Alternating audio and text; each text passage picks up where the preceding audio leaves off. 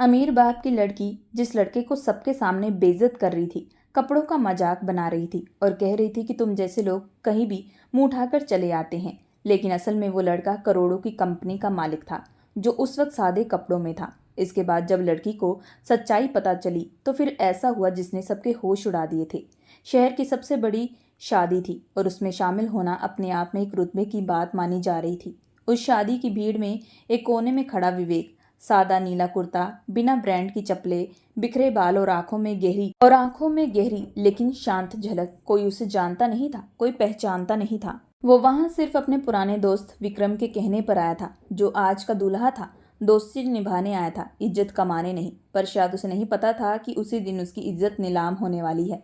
खाना पीना शुरू हो चुका था। दूल्हा दुल्हन जयमाला की तैयारी कर रहे थे।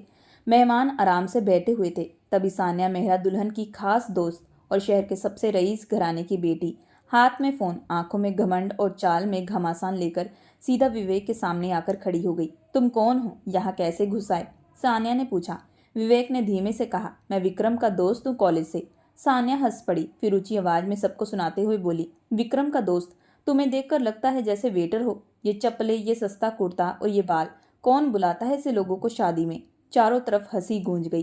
कुछ लोगों ने मोबाइल निकाला, कुछ ने उसे ऊपर से नीचे तक देखा, जैसे वो कोई गलती से शादी में घुस आया हो।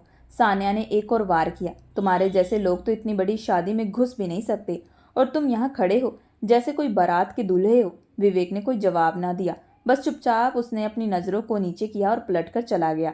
दूल्हे ने अपने दोस्त की बेइज्जती पर हंगामा तो मचाया, लेकिन ज्यादा कुछ कर ना सका, क्योंकि दुल्हन के पापा ने हाथ जोड़कर माफी मांग ली। लेकिन जब विवेक मंडप से बाहर आया तो उसकी वह बेइज्जती बार बार उसे अंदर ही अंदर खा रही थी। लेकिन उसने ठान लिया था कि वह इस बेइज्जती का बदला जरूर लेगा, चाहे कितनी भी कीमत चुकानी पड़े। उसने सब कुछ नजरअंदाज करते हुए सिर्फ एक बात मन में दोहराई, अब मैं कुछ नहीं कहूंगा, लेकिन एक दिन ऐसा आएगा जब यही लोग झुककर सलाम करेंगे। उस रात विवेक की आंखों में नींद नहीं थी, सिर्फ एक तस्वीर थी, सान्या की हंसी, और चारों तरफ उड़ता हुआ अपना अपमान बार बार उसके दिमाग में घूम रहा था। सुबह होते ही उसने अपने काम पर ध्यान केंद्रित कर लिया, लेकिन अब एक अजीब सी आग उसके अंदर लग चुकी थी।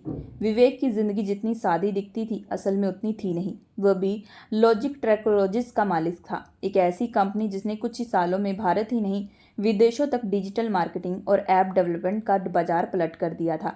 पर इस कंपनी की एक शर्त थी, पहचान छुपा कर रखना। ना कोई नाम कहीं मीडिया में, ना कोई इंटरव्यू, ना कोई सोशल प्रोफाइल। विवेक का असूल था, इज्जत दिखावे से नहीं, काम से मिलती है, और मैं काम करने आया हूँ, तमाशा नहीं। लेकिन अब सान्या की उस एक घटना ने उसके उसूलों को झुझोड़ दिया था। उसने सब कुछ वैसे ही चलने दिया।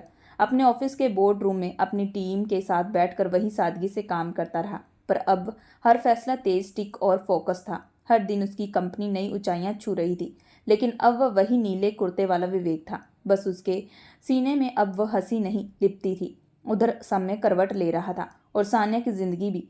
सान्या जो कभी अपने पापा के फैशन और टेक्सटाइल कंपनी सानवी एम्पर्स की ब्रांड एम्बेसडर बन चुकी थी, अब धीरे धीरे मार्केट के बदलाव को समझ नहीं पा रही थी। नई कंपनियां उभर रही थी, डिजिटल युग जमाना था और पुराने व्यापार के तौर तरीके ढर रहे थे। सान्या अपने फैशन ब्रांड सान्या लक्स को ऊंचाई देने में लगी थी, लेकिन ना मार्केट रिसर्च थी, ना लॉयल कस्टमर बेस। कुछ महीनों तक सब कुछ ठीक चला, फिर अचानक ट्रेंड बदलने लगा। कस्टमर घटे, नुकसान बढ़ा, कर्ज लिया, फिर भी संभाल ना पाई। उधर उसके पिता का बिजनेस भी लड़खड़ाने लगा। टेक्सटाइल की दुनिया विदेशों की कंपनियां से हार रही थी। कच्चा माल महंगा, ऑर्डर घटते गए और धीरे धीरे करोड़ों का घाटा सामने आने लगा। सान्या को अब पहली बार रात की नींद में डराने लगा। वह जो कभी अपने फ़ोन के कैमरे से हर वक्त अपनी अमीरी की वीडियो बनाती थी, अब फ़ोन चुप रहता था। ना कोई पार्टी, ना कोई शो, सिर्फ बैठकों में माथा पकड़कर बैठी एक लड़की जो अब तक सिर्फ ऊंचाई में जीना जानती थी। इधर विवेक अब भी खामोश था, किसी को नहीं बताया कि उसने क्या सहा था या क्या किसने किया। वह सिर्फ एक बात जानता था, अगर बदला चिल्ला कर लिया जाए तो शोर होता है, लेकिन अगर चुप रहकर लिया जाए तो इतिहास बनता है। और इतिहास बनने लगा था। विवेक को एक दिन अपने अकाउंट्स टीम से रिपोर्ट मिली, सर एक पुरानी कंपनी सानवी एम्पायर्स भारी नुकसान में जा रही है, जल्द ही नीलाम हो सकती है। विवेक ने कुछ नहीं कहा। टीम ने पूछा, सर क्या उसमें निवेश करना चाहेंगे? विवेक ने मुस्कुराकर जवाब दिया, नहीं, बस बोली वाले दिन मुझे वहां पर बुला लेना। सान्या मेहरा अब जब आईने में खुद को देखती थी तो पहचान नहीं पाती थी। ना ही वह चमकती आंखें बची थी, ना वह दब से भरी मुस्कान। और ना ही वह ऊंची आवाज़ जिसमें दुनिया को नीचा दिखाने की ताकत थी। कभी जो वो ब्रांड सान्या लक्स लोगों की जुबान पर था, आज वही नाम कोर्ट नोटिसों, बैंक रिकवरी कॉल्स और बंद दरवाजों की लिस्ट में सबसे ऊपर था। उसके फ़ोन की हर कॉल में डर होता था कि कहीं कोई फिर से ईएमआई या फिर मिस ना हो रही हो। वह अपने पापा रमेश मेहरा के पास बैठती, उनकी थकी आंखें देखती और सोचती कि जब पैसा जाता था तो सिर्फ चीज़ें नहीं जाती, इंसान का सुख चैन भी चला जाता है। सान्या की हालत देखकर उनके दोस्त और रिश्तेदार धीरे धीरे दूर होते चले गए, शायद इसलिए भी क्योंकि उन्हें भी लगने लगा कि ये बर्बादी सिर्फ शुरुआत है। और उधर हालात एक और इशारा करे थे। बैंक और कर्जदाता अब सानवी एम्पायर्स की पूरी प्रॉपर्टी और ब्रांड को नीलाम में डालने की तैयारी कर रहे थे। कंपनी जो एक दौर में करोड़ों का टर्नओवर करती थी, आज औकात में नहीं नीलामी की लिस्ट में आ चुकी थी। रमेश मेहरा ने बैठकों में अपनी इज्जत बेच दी। कई कारोबारियों से हाथ जोड़कर कहा, बस एक बार कंपनी बचा लो, मैं ब्याज समेत लौटा दूंगा। लेकिन सबकी आंखों में वही जवाब था, अब आपका समय चला गया है भाई साहब। सान्या अब घर में बैठकर पुराने एल्बम देखती, तस्वीरें, शादियां, पार्टी, सब कुछ जैसे किसी और की जिंदगी लगती थी।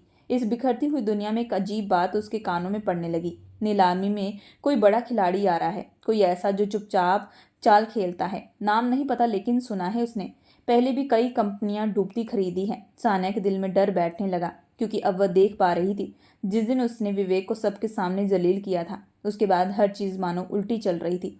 उसे उस लड़के का नाम ठीक से याद नहीं, वो बस याद कर रही थी उसकी सादगी, नीला कुर्ता और झुकी आंखें, छुपा हुआ अपमान। लेकिन अब उसका चेहरा धुंधला हो गया था। रात सान्या ने चुपचाप अपनी माँ की गोद में सिर रखा और पूछा, माँ, क्या कभी इंसान को उसकी गलती एक फल मिलने में सालों लगते हैं? माँ ने सिर्फ एक बात कही, अगर किसी की आंखों से निकला एक आंसू दिल से निकला हो तो उस आंसू की कीमत चुकाने में पूरी कायनात लग जाती है। और उधर विवेक अपने ऑफिस में बैठा नीलामी की तारीख को देख रहा था।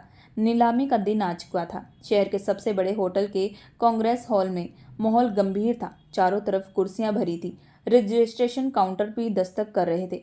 मंच के सामने एक बड़ी स्क्रीन पर लिखा था, सभी एम्पायर्स पूर्ण विवास संपत्ति व ब्रांड अधिकार नीलामी परम रजिस्ट्रेशन काउंटर पर दस्तखत कर रहे हैं। मंच के सामने एक बड़ी स्क्रीन पर लिखा था, सानवी एम्पायर पूर्ण विवास संपत्ति ब्रांड अधिकारी नीलामी प्रबंध। हॉल के पिछले कोने में सान्या और उसके पिता चुपचाप बैठे थे। दोनों की आंखों में अजीब सी बेचैनी थी, जैसे अभी कुछ बहुत बड़ा होने वाला हो, कुछ ऐसा जो शब्दों से नहीं चुप्पी से सब कुछ कह जाएगा। बोली शुरू हुई। पहली बार आवाज आई, 20 करोड़, फिर 1 और 35 करोड़, फिर धीरे धीरे बोली चढ़ने लगी, 40 करोड़, 50 करोड़, 60 करोड़, 65 करोड़। सान्या के पसीने छूटने लगे।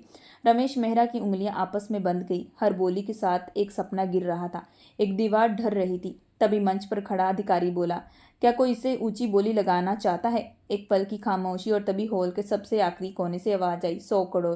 पूरा हॉल चौंक गया। लोग मुड़ मुड़कर देखने लगे, कौन है ये जिसने एकदम से 100 करोड़ बोली लगा दी? कैमरे उस ओर घूमे।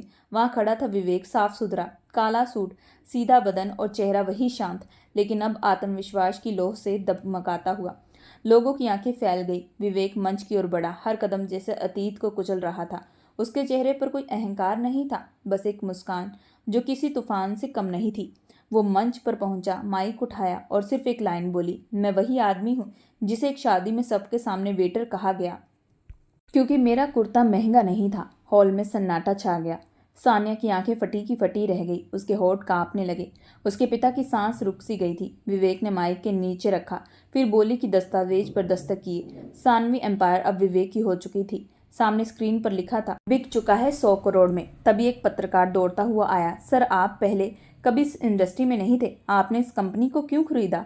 विवेक की मुस्कान गहरी हो गई। उसने कैमरे की ओर देखा और कहा, कुछ कंपनियां पैसा कमाने के लिए खरीदी जाती हैं, कुछ इसलिए खरीदी जाती हैं ताकि दुनिया को याद रहे जिसे तुमने कुछ नहीं समझा वही तुम्हारी बोली लगाकर तुम्हें चुप करवा सकता है। सान्या वहीं बैठी रही, पत्थर सी चेहरे, रंग उड़ चुका था, होठ सूख चुके थे, आंखों में आंसू निकले थे, लेकिन वह रो भी नहीं पा रही थी। उसके सामने मंच पर खड़ा व्यक्ति वही था जिसे उसने एक शादी में सबके सामने जलील किया था। वही विवेक अब 100 करोड़ की बोली लगाकर उसकी पूरी दुनिया खरीद चुका था। लोग धीरे धीरे उठकर जा रहे थे, लेकिन सान्या अपनी जगह तक हिल भी नहीं सकी। उसके पिता सिर झुकाए बाहर निकल चुके थे, शायद दुनिया की सबसे बड़ी हार वह झेल चुके थे। कुछ देर बाद हॉल खाली हुआ। सान्या चुपचाप उठी, कांपते हुए कदमों से विवेक की ओर बढ़ी। वह अब अकेला खड़ा था, अपने दस्तावेज साइन करवा रहा था। वह उसके सामने जाकर रुकी, आंखें नम और आवाज कांपती हुई, विवेक मुझसे गलती हुई, बहुत बड़ी गलती। मैं तुम्हें पहचान ना पाई और शायद खुद को खो बैठी हूँ। क्या एक बार, सिर्फ एक बार मुझे माफ़ कर सकते हो? विवेक ने उसकी आंखों में देखा। कोई क्रोध नहीं था, कोई नफरत नहीं थी, बस एक ऐसी शांति जो तब आती जब इंसान सब कुछ पीछे छोड़ देता है। उसने कहा, मैंने उस दिन कुछ नहीं कहा था क्योंकि मुझे यकीन था कि तुम्हारा कहा वक्त से ज़्यादा जहरीला नहीं हो सकता। सान्या की आंखों में आंसू बहने लगे।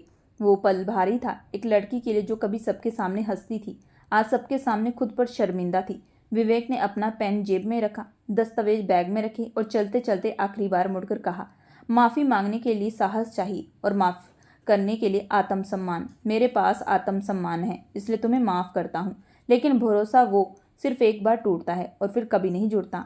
सान्या वहीं जमीन पर बैठ गई। लोग लौट चुके थे, लाइटें बंद हो रही थी और उसकी आंखों में सिर्फ एक तस्वीर बची थी, नीला कुर्ता, सादा चेहरा और वह चुप्पी जो सबसे ऊंची बोली में बदल गई थी। दोस्तों, ये थी आज की कहानी। आपको जैसी भी लगी कमेंट सेक्शन में बताएं। वीडियो अगर अच्छी लगी हो तो वीडियो को लाइक और चैनल को सब्सक्राइब जरूर करें। धन्यवाद।